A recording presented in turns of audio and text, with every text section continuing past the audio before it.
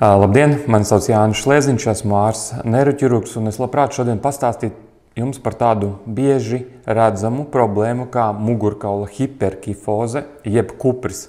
Tad tie ir tie visi cilvēki, biežāk vecāka gadagājuma cilvēki, kaut gan tie varētu būt arī jaunāki cilvēki, kuri staigā ar tādu tā kā kupri, jeb mugurkaula izliekumu, pārlieku izliekumu uz priekšu. Dabā ir iekārtots tā, ka mugurkauls, galva un astes kauls faktiski atrodas uz vienas vertikālas līnijas.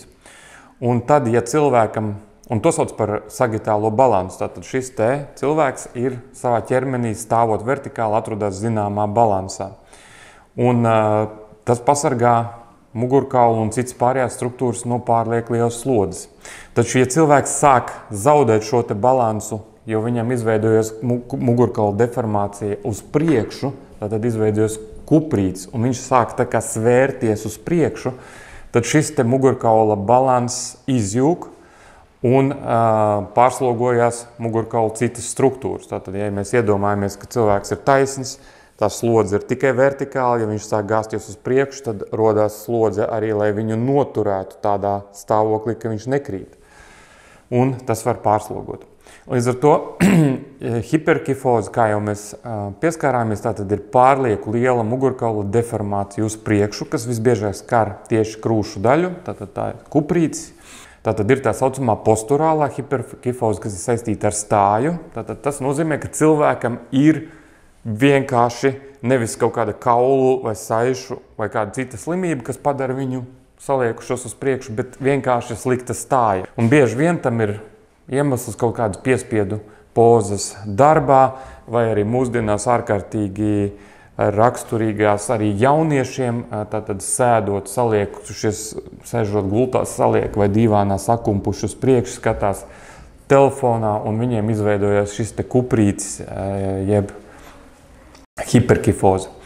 Un ir tā saucamā struktūrālā hiperkifoze. Tas nozīmē, ka saliekums, mugurkaula saliekums uz priekšu izveidojās dēļ kaut kādām struktūrālām izmaiņām mugurkaulā.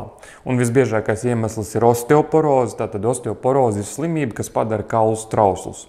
Un tad, ja kauli paliek trausli, tad tie skriemeļi mugurkaula var sākt lūst. Un veidojās tā saucamie kompresijas, jeb saspieduma lūzumi, kad skriemeļa ķermenis sāk saplakt un tādā veidā zaudē augstumu. Un pat cik skriemeļa ķermenis atrodas mugurkaula priekšpusē, tad šie te kompresijas lūzumi, jeb skriemeļa ķermeņa saplakumi pakāpeniski veido to, ka cilvēks te kā liecās uz priekšu un zaudē šo te sagitālo balansu.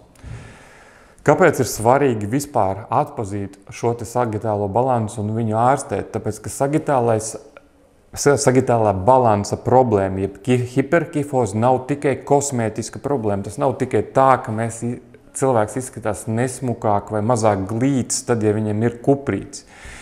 Problēma patiesībā ir dziļāka.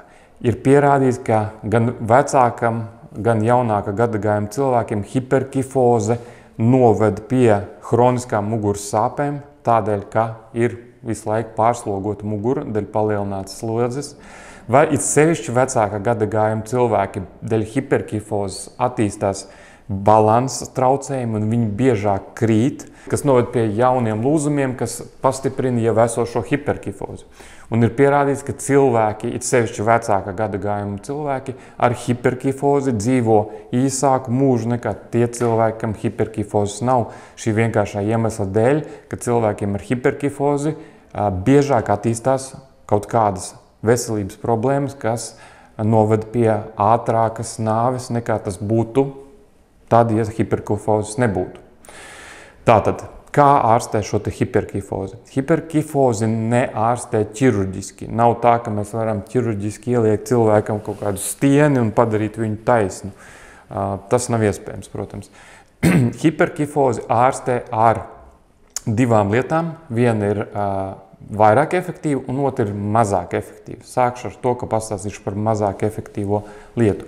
Mazāk efektīvā lieta ir ārstnieciskā vingrošana. Tātad ārstnieciskā vingrošana ir specifisku vingrinājumu kopums, ko pacientam iemāca un pareizai izpildē seko fizioterapeits, tad šis speciālo vingrinājumu kopums ir paredzēts priekš tam, lai nostiprinātu mugurkaula dziļo muskulatūru un pretējoties šai hiperkifozei, tātad pēc iespējas cilvēku iztaisnojot, nostiprinot muskuļus, nostiprinot stāju un pēc iespējas pretdarbojoties ar muskuļiem šai hiperkifozei.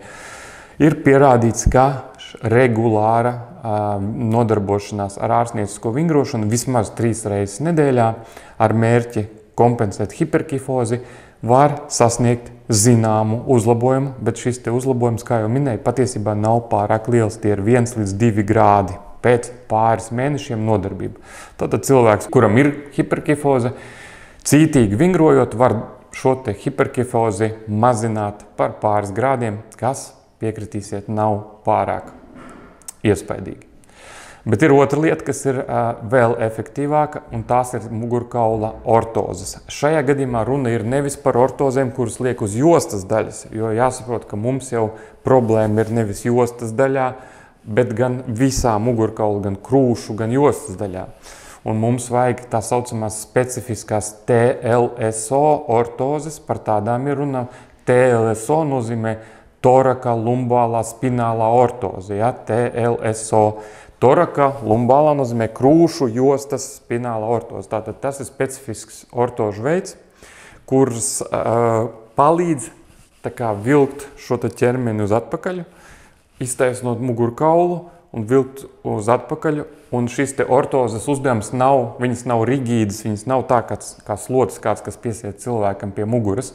Viņas netur patiesībā mugurkaulu, bet viņas ir tās, kas iedarbojas uz tā saucamo dziļo jušanu, uz propriocepciju un visu laiku atgādina cilvēkam, ka viņam ir jābūt taisnam un visu laiku viņu veicina, ja? Veicina šo stājas attīstību.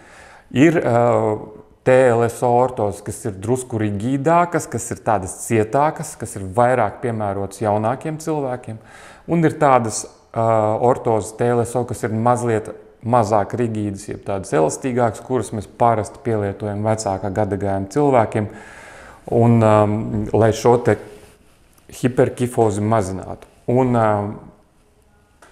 ir pierādīts pētījumos, ka ārstnieciskā vingrošana plus ortozes lietošana vismaz pāris stundas dienā var mazināt hiperkifozi par 16 līdz 18 grādiem, kas ir, piekritīsiet, patiesībā ļoti efektīvs rādītājs.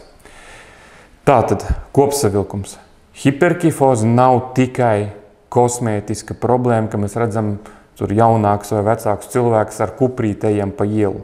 Hiperkifoze ir lieta, kura ir jāārstē, jo tādā veidā mēs varam pagarināt kvalitatīvu dzīvi un dzīvildzi šiem visiem pacientiem, jo hiperkifozes neārstēšana neizbēgami agrāk vai vēlāk noved pie arvien jaunām problēmām, kuras var atrisināt ar šo ārstēšanu.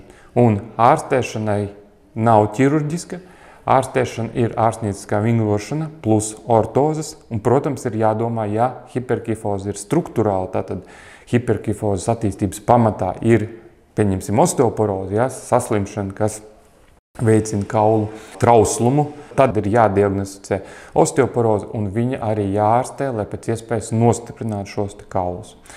Paldies par uzmanību! Ja jums patīk mūsu kanāls un šis saturs, lūdzu parakstieties, spiediet like un mēs rakstiet komentārus, ja, mēs centīsimies uz tiem atbildēt un rakstiet arī ierosinājumus jauniem video, kas jums varētu interesēt par kādu veselības problēmu, kas ir saistīta ar mugurkaulu vai galvas smadzeņu ķirurģiskām slimībām, mēs varētu pastāstīt. Paldies!